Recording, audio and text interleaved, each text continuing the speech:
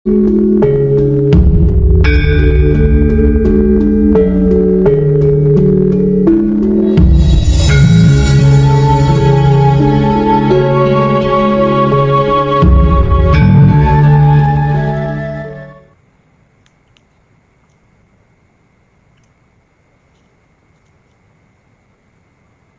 kadang kinasiku sekalian, disengaja atau tidak disengaja, seringkali kita dihadapkan pada perselisihan tentang kebenaran suatu aliran dalam agama, kepercayaan, atau keyakinan, bahkan soal keimanan. Di satu sisi, mengatakan bahwa alirannya lah yang paling benar dan terbenar, sedangkan aliran lain atau agama lain itu tidak benar, sehingganya banyak terjadi pertikaian, bahkan berujung pada peperangan. Contohnya, beberapa hari yang lalu saya ditodong pertanyaan oleh seseorang seperti ini. Pak Web, apakah surga itu ditentukan oleh agama? Dan agama itu yang menjadikan seseorang bisa masuk surga, yang artinya selamat dari neraka?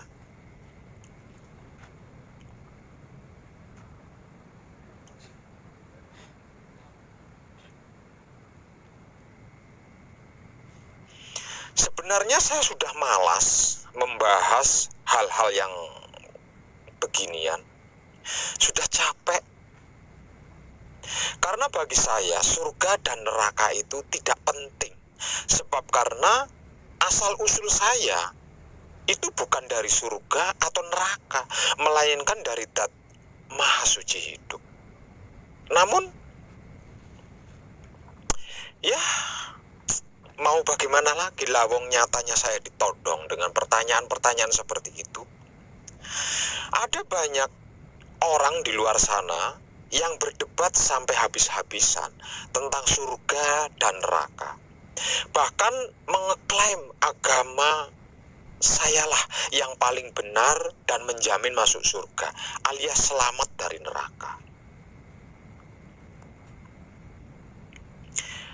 Kalau menurut kesadaran spiritual pribadi saya, yang hanya beriman kepada Tuhan saja, bukan selain Tuhan, tidak perlu menggunakan ayat dan hadis atau dalil-dalil apapun tentang hal ini. Cukup logika yang sederhana saja. Surga dan neraka itu bukan ditentukan oleh agama, melainkan oleh kesadaran perilaku sebagai makhluk yang bertuhan. Kalau surga itu ditentukan oleh agama, keuntungan ada di orang-orang yang perilakunya tidak baik. Sebab karena bisa bebas leluasa berbuat jahat ke sana sini, asalkan beragama, sejahat apapun tetap bisa masuk surga, alias selamat dari neraka. Sedangkan orang-orang baiknya terkekang, terpuruk, bertepuk sebelah tangan. Sebab karena walaupun masuk surga, tapi tidak bisa balas dendam pada orang yang menjahatinya. Kasihan deh. Sudah makan hati, makan jantung, makan ampela pula, habis-habisan kan.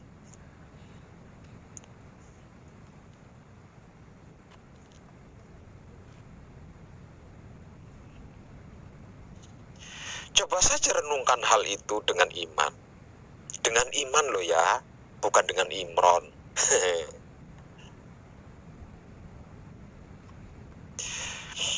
Berarti orang baik yang tidak beragama pun bisa masuk surga ya Pak? Ya iyalah, masa iya dong? Kalau masuk surga itu ditentukan oleh agama, berarti matinya harus bawa KTP. Dan tenang. Lah iya toh. Ketika masuk surga ditanya KTP-mu mana ini? Oh ya, agamamu A, tempatmu di sana.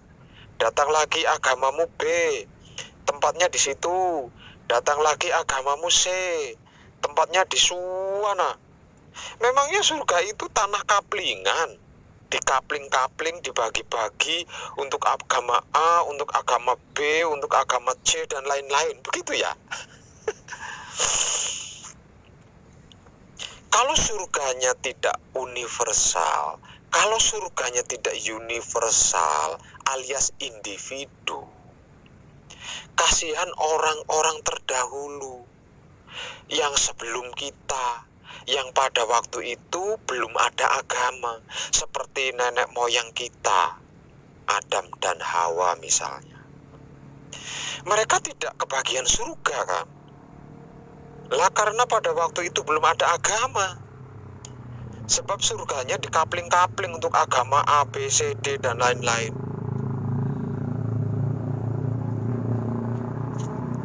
Sudahlah, jangan musingin tentang surga dan neraka. Kita bukan berasal dari surga atau neraka. Asal usul muasal kita itu dari Dat Maha Suci Hidup. Sebab itu difirmankan innalillahi wa inna ilaihi roji'un, bukan surgaun atau nerakaun. Lagi pula untuk apa dan mau apa memburu surga dengan berbagai daya dan upaya?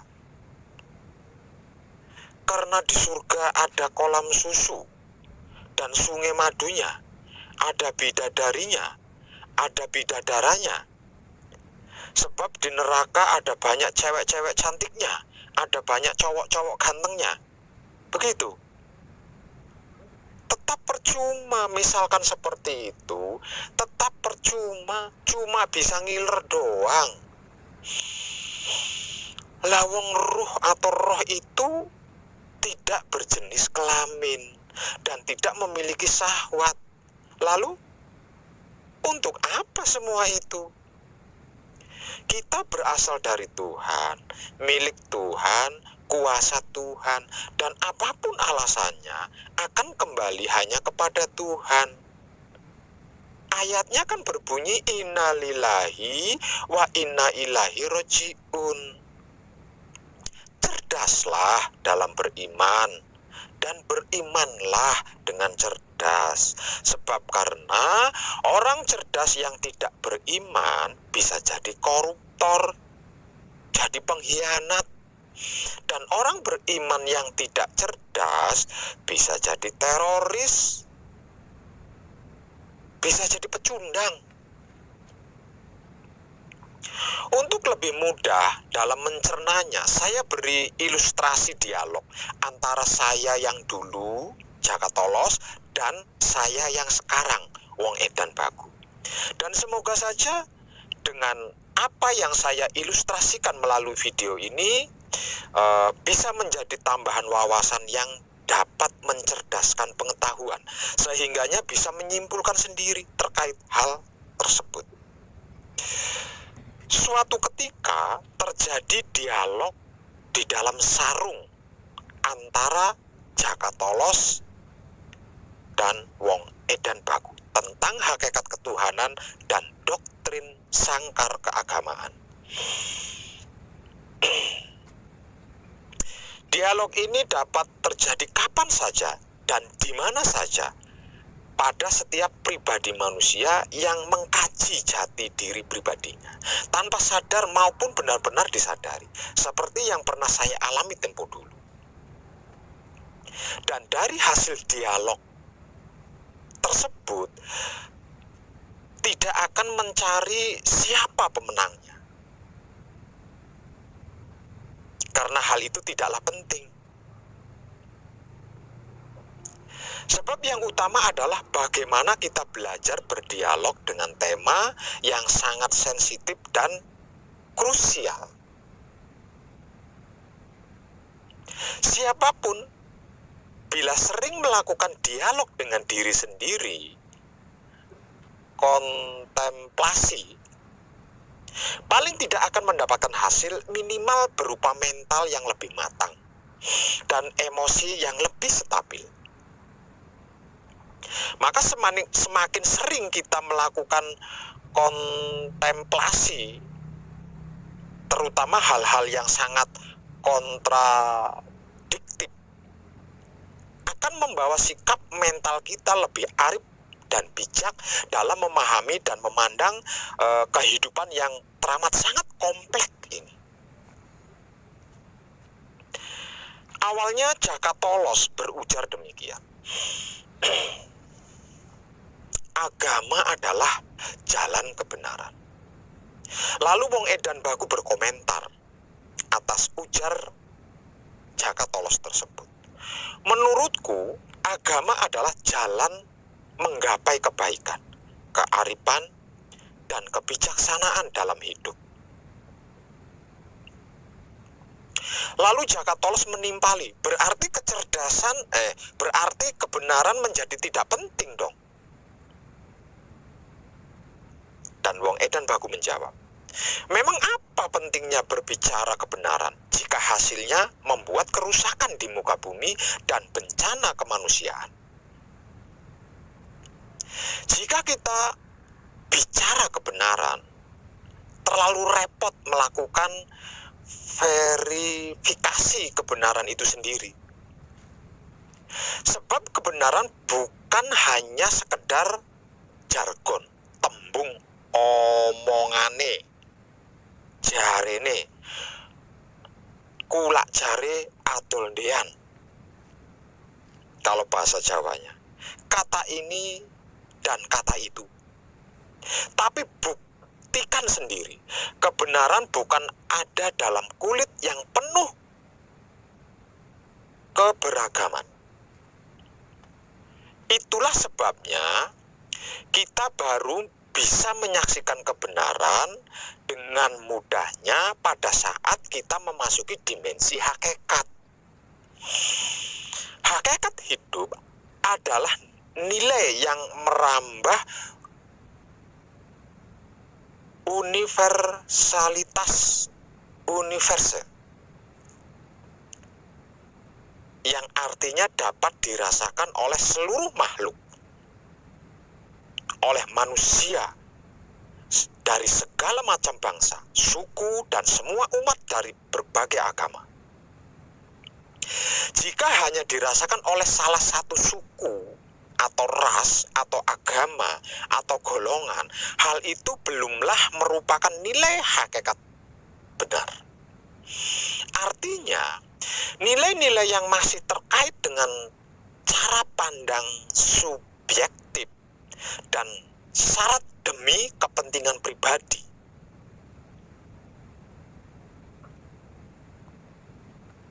Contohnya, kata Jaka Tolos. Dan Wong Edan Bagu menjelaskan, contohnya, gula pasir itu manis. Itu merupakan sesuatu yang pasti kan? Dan di lidah semua orang bisa merasakan bahwa gula pasir itu manis. Gula adalah unsur ragawi atau kulit. Sementara rasa manis adalah hakikatnya.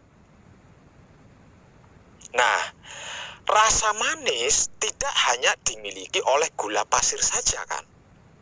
Ada gula Jawa, gula merah, gula aren, gula-gula, sakarin, madu, sari bunga, getah pohon, jagung, sari buah, dan sebagainya. Itulah agama atau keyakinan atau kepercayaan yang sepadan dengan berbagai materi yang manis tersebut. Kita ingin merasakan rasa manis, kita bebas memilih mau pakai gula merah atau gula pasir atau gula aren atau sakarin atau pemanis buatan atau sari buah atau madu atau jagung atau yang lainnya. Semua terserah pilihan kita. Mana yang paling kita sukai dan pas dengan selera lidah kita. Nah, apa yang terjadi dengan umat beragama di dunia ini, yaitu tadi, berebut saling mengeklaim bahwa rasa manis hanya bersumber dari gula pasir saja. Umat yang lain bilang salah. Itu keliru dan sesat. Karena yang benar sumber rasa manis adalah berasal dari sakarin atau madu.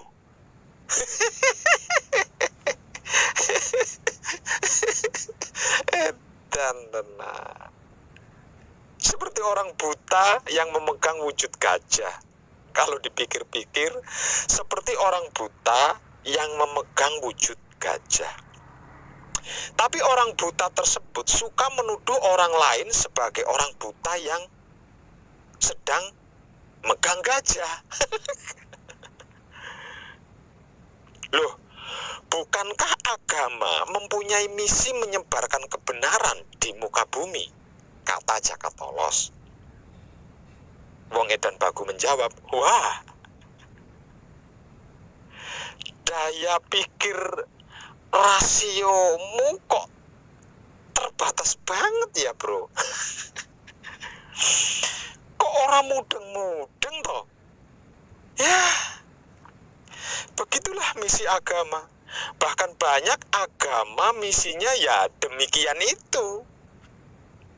Menyebar dan mengkampanyekan kebenaran.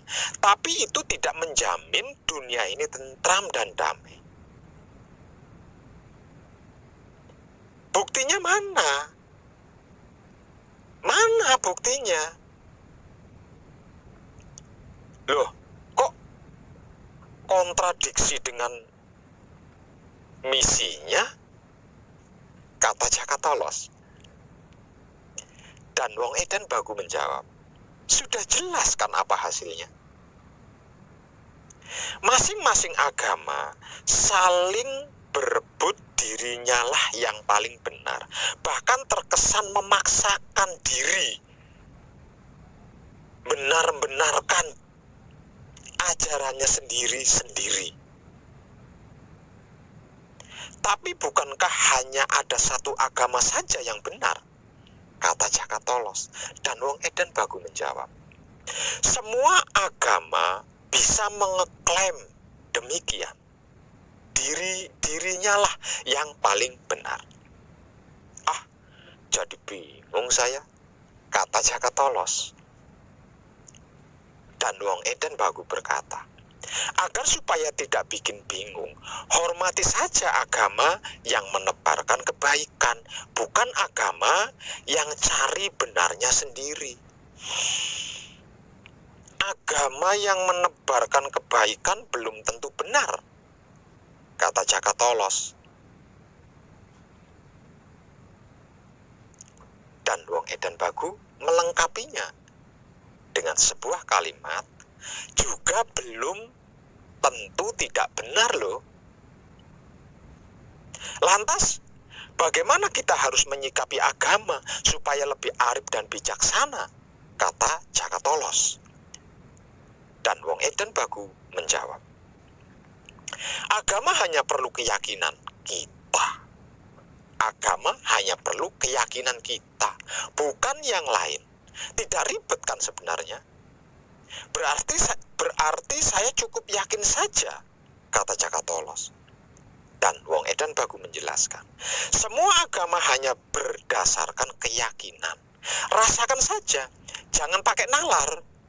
Agama yang paling pas dengan jiwa dan membuat nurani kita tentram.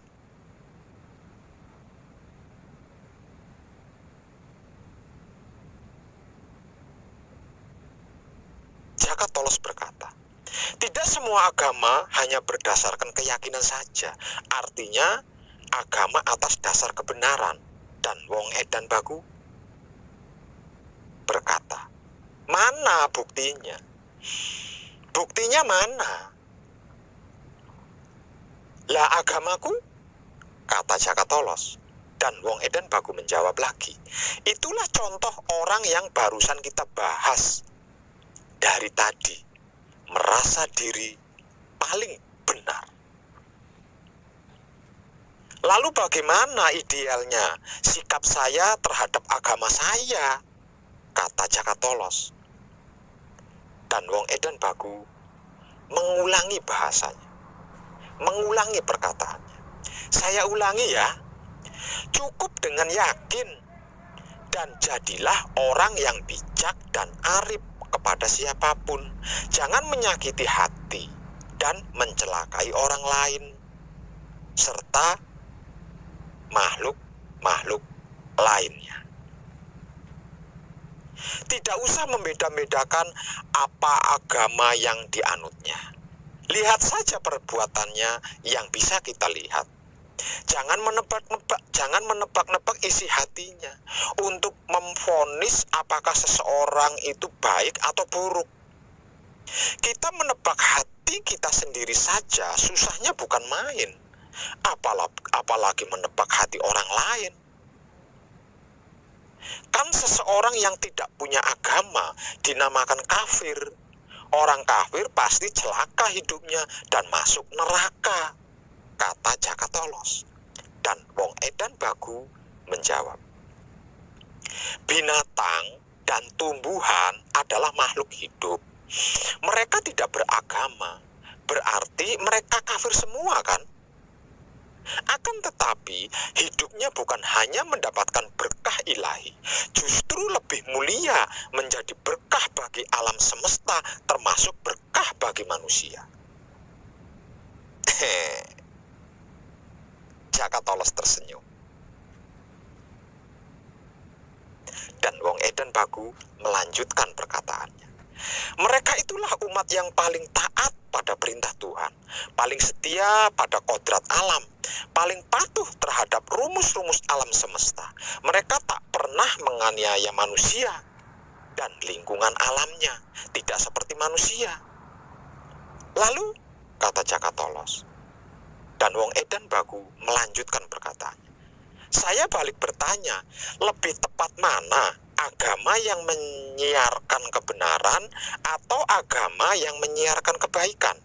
Bagaimana manusia harus berperilaku baik? Ya jelas agama yang menyiarkan kebenaran, jawab Jakatolos. Dan wong edan baku berkata, berarti kamu terlalu telat mikir atas apa yang kita bahas dari tadi. Jika itu suatu hal yang teramat penting dan utama bagimu, carilah agama yang paling ikhlas dan jujur. Bagaimana agama yang ikhlas dan jujur itu? Tanya Jakatolos. Dan wong edan baku menjelaskan, agama yang paling ikhlas adalah agama yang hanya mengajak seluruh manusia berbuat arif dan bijaksana, berperilaku terpuji, dan berbudi pekerti luhur, alias akhlakul karim, tanpa perlu mengajak-ajak, bahkan setengah memaksa orang lain untuk bergabung ke dalam institusi agama tersebut. Mau bergabung silakan, nggak mau juga ya nggak apa-apa. Itulah agama yang paling ikhlas dan fair play alias jujur. Kalau agama yang selalu berusaha mencari pengikut yang sebanyak-banyaknya, tanya Jakatolos. Dan wong edan baku menjawab, itu tidak ubahnya agama parpol. Kegiatannya adalah agitasi, propaganda, kampanye. Dirinya lah partai yang paling baik dan benar. Diam-diam institusi agama sudah berubah misi menjadi institusi politik, mencari pengikut sebanyak-banyaknya supaya menjadi kuat dan semakin kuat untuk menyerang dan melawan keberadaan keyakinan orang lain yang tidak seagama dianggap sebagai musuh. Kalau tidak ada musuh, kata Jakatolos, ya dibuatlah musuh dibuatlah musuh imajiner, musuh imajinasi, musuh yang dibuat-buat dan diada-adakan. Namanya juga politik, kata Wong Edan Bagu. Dan Jakatolos berseru, kan musuh agama biasanya agama lainnya. Wong Edan Bagu menjawab, itu merupakan kecurigaan kamu pribadi. Bahkan rasa curiga kamu itu akan meretas kecurigaan umat lain pada kamu. Begitulah kecurigaan dan sentimen antar agama sudah menjadi lingkaran iblis yang sulit dimusnahkan. Jadinya kerjaan umat hanyalah saling curiga mencurigai.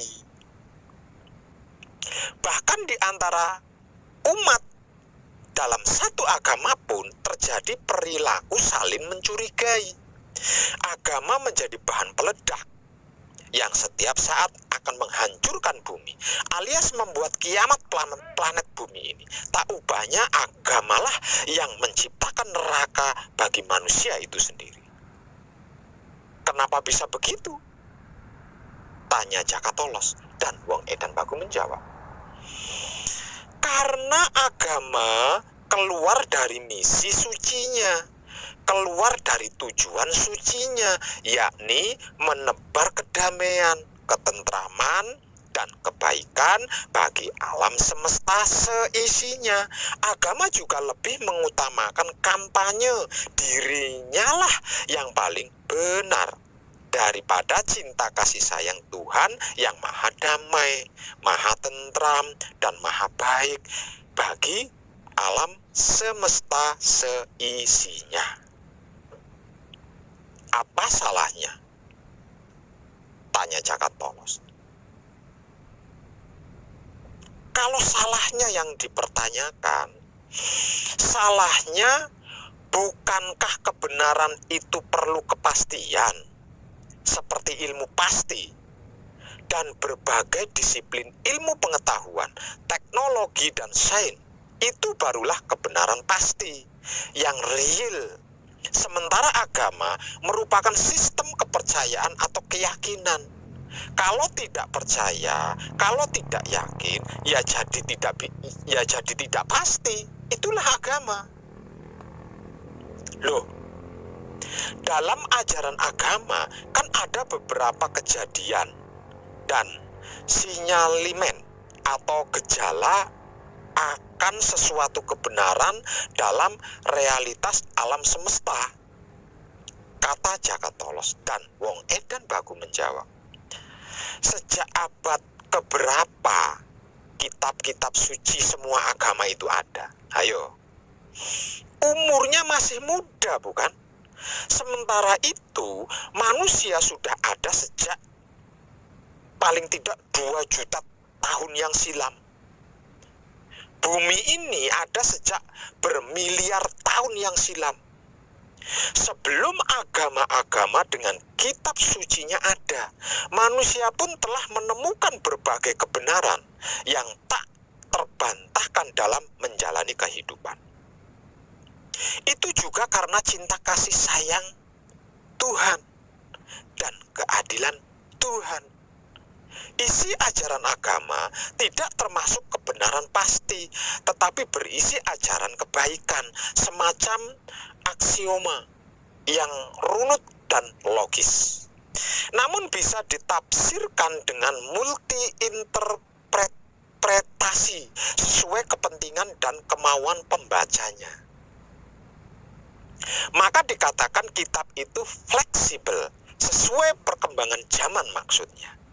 Ini pengertian yang biasa sekali, alias isi kitab itu selamanya tidak akan pernah bertentangan dengan penafsiran manusia.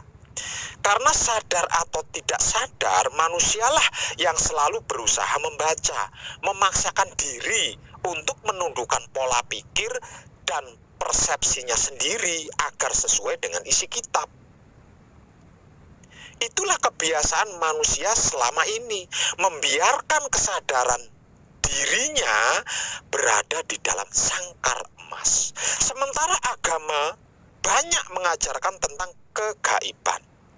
Lalu manusia buru-buru menyimpulkan bahwa akal manusia sangat terbatas untuk memahami kegaiban. Bagi saya, kegaiban itu sangat masuk akal.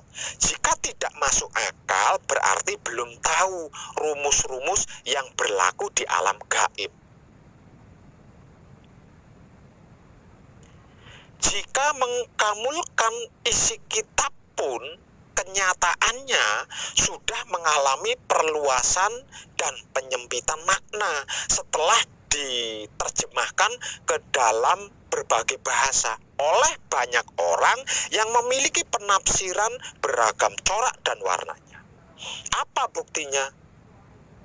Kata Jakatolos dan Wong Edan Bagu menjelaskan. Lihat saja, begitu banyaknya aliran dan faham dalam satu agama saja. Tidak hanya puluhan, bahkan ratusan jumlahnya. Semua itu sudah menjadi hukum alam, bahwa aliran dan faham atau mazhab akan selalu bermunculan dan kian banyak seiring perjalanan waktu sesuai dengan kompleksitas rasio manusia dan daya nalar yang menimbulkan persepsi dan penafsiran beragam. Apa jadinya kalau mereka saling mengeklaim dirinya paling benar? Ya, berebut kebenaran atau golek benere dewe yang menimbulkan perpecahan, perselisihan, permusuhan, saling curiga, saling menjatuhkan, saling bunuh, saling fitnah. Jawab Jakatolos dan Wong Edan Bagu melengkapi. Tuh kan, akar segala macam fragmentasi dan kehancuran di dalam satu agama tidak lain disebabkan oleh penafsiran, persepsi, dan pemahaman setiap individu pengikutnya, dan akhirnya menjadi kelompok besar yang siap bersimbah darah demi kesadaran palsunya. Jadi agar supaya agama turut andil menciptakan ketenangan batin, ketentraman, dan kedamaian dunia ini, idealnya tidak usah menekankan akan kebenaran dirinya, tetapi lebih mengutamakan kampanye untuk selalu berbuat baik kepada seluruh makhluk. Nah, kebaikan kan relatif. Masing-masing orang punya penafsiran pula yang berbeda-beda akan nilai kebaikan itu. Apa patokannya, Pak Web? Sama saja kan, harus kembali pada pemurnian diri ke kitab dan sunnah toktil. Makin bingung saya, kata Jakatolos. Dan Wong Edan Bagu menyambutnya dengan sebuah kata. Pandanganmu itu terlalu menyempitkan realitas kemahaluasan hakikat Tuhan yang maha luas tiada terbatas. Idealnya, suatu perbuatan barulah menjadi kebaikan dengan syarat tidak menerjang kodrat universe, kodrat alam semesta. Nilai yang paling universal dan tidak menabrak kodrat alam adalah setiap perbuatan yang kita lakukan selalu didasari dengan rasa cinta kasih sayang yang tiada bertepi.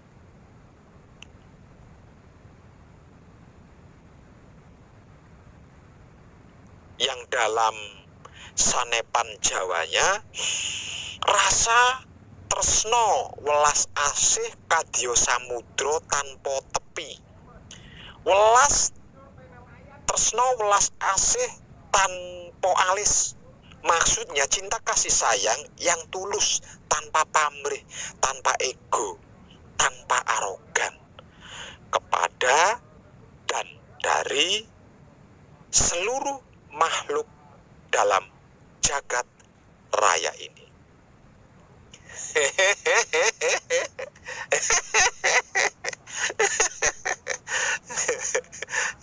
Dan tenang. Semoga tercerahkan. Salam rahayu, salam setuhan, salam rahayu, salam setuhan. Penuh cinta kasih sayang dari dalam lubuk hati saya, Wong Edan Bagu yang paling dalam. Selamat, selamat, selamat. Rahayu, rahayu, rahayu. Damai, damai, damai, tentram. Saya Wong Edan Bagu ngaturaken sugeng rahayu lir ing sambikala amanggih yuwana pinayungan mring ingkang Maha Suci. Basuki yuwana teguh rahayu selamat. Berkah selalu untuk semuanya tanpa terkecuali, terutama para sedulur, khususnya para kadang konto dan kanti anom saya yang senantiasa direstui yang Dat Maha Suci hidup. Om Santi Santi Santi Om. Wassalamualaikum warahmatullahi wabarakatuh. Terima kasih, terima kasih, terima kasih, dan salam kebajikan.